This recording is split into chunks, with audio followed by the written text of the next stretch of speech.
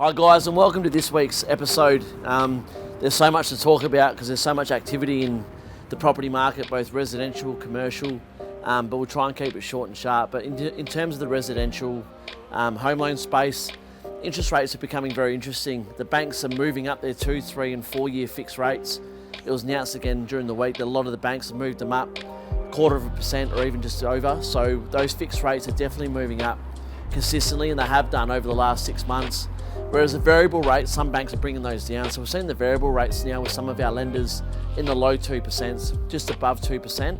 But now we're seeing those fixed rates that were once 1.98, 1.99%, moving into 2.5 or just under. So I guess the call to action there is, if you haven't reviewed your loan, it's still a good time now to look at what your rate is. Do you fix it or do you reduce the variable?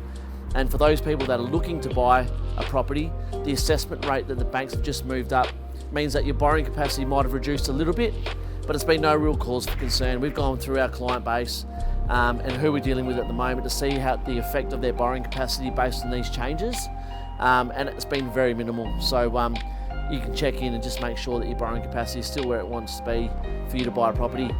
In the commercial lending space, there's low rates there in the 2%, but more importantly, some of the bank's policy, they're doing 30-year loan terms for commercial loans, and there's also some great lease stock options.